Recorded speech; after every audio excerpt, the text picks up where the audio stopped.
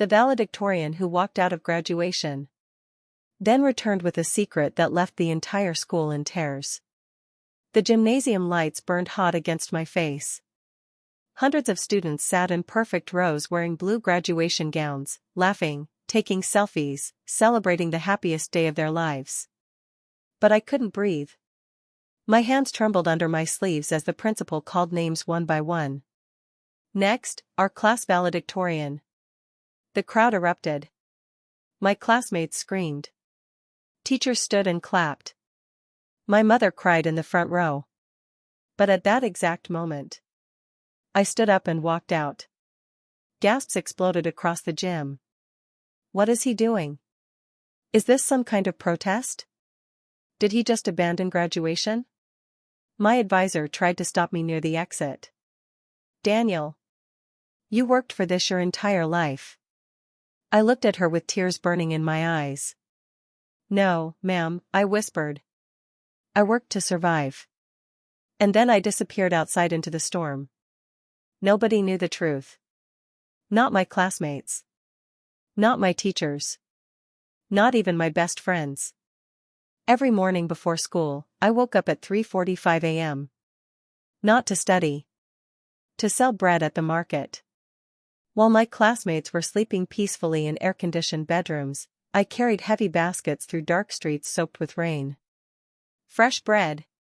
Fresh bread. Sometimes people ignored me. Sometimes they laughed. One man once looked at my school uniform and sneered. Trying to be a student and a vendor at the same time? You'll fail at both. I smiled politely. But that night, I cried while washing dishes behind a small food stall because I knew we only had enough money for one meal.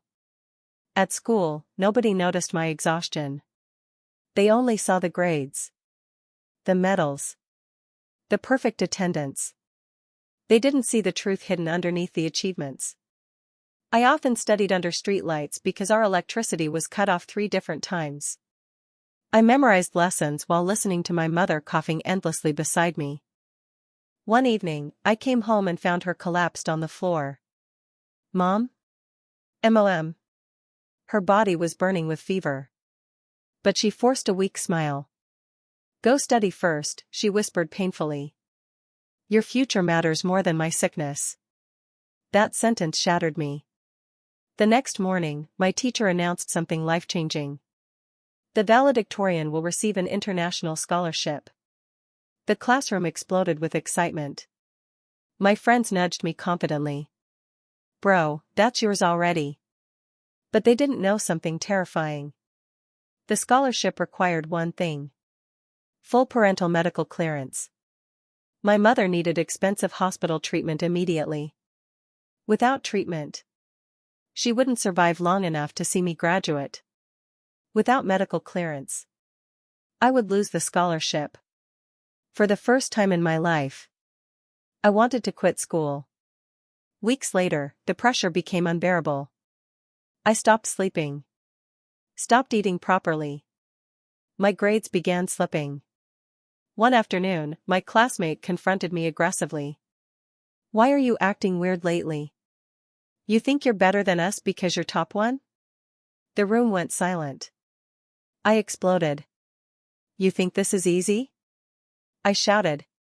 Everyone froze. You see medals. You see rankings. But you don't see me carrying my mother to clinics because we can't afford transportation. My classmates stared at me in complete shock. One girl covered her mouth and started crying. Another whispered. We had no idea. I grabbed my bag and walked out before anyone could stop me. Days before graduation, the hospital called. I still remember the doctor's voice. Daniel, your mother's condition is worsening. My knees nearly gave out. Then came the final blow. The scholarship committee reviewed your documents. I held my breath. Unfortunately, you are disqualified. Everything inside me collapsed. Years of sacrifice. Years of pain. Years of sleepless nights. Gone in one sentence.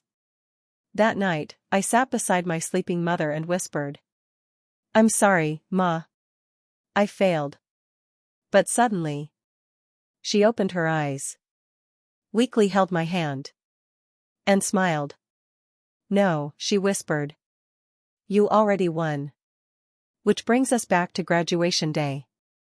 The moment I walked out of the gym. The moment everyone thought I had given up. Outside the building, rain poured violently from the sky. Thunder cracked above me. I looked up and screamed in frustration.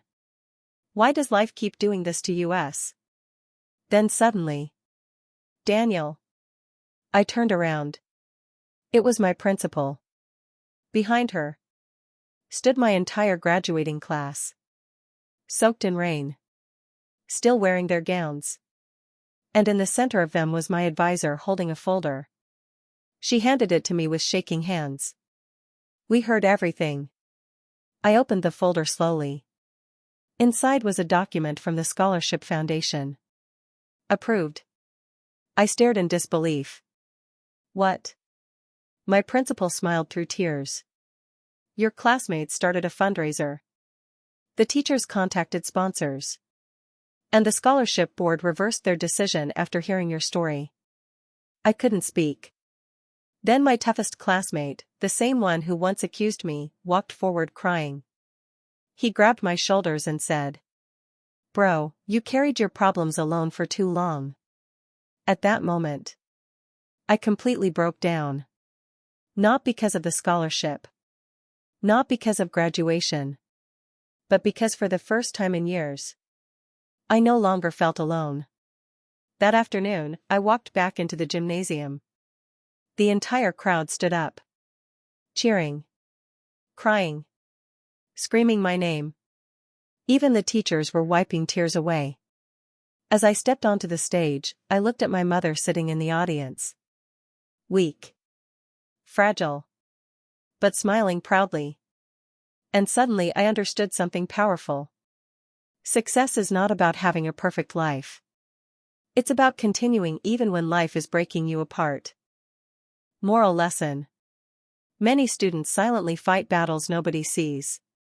Some are dealing with poverty, family problems, depression, fear, failure, pressure.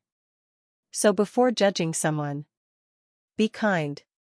Because the quietest person in the room may be fighting the hardest war. And remember this. Your current struggle is not the end of your story. Sometimes the people who cry the most become the strongest inspirations for others. Never give up. Your breakthrough may arrive at the exact moment you feel like walking away.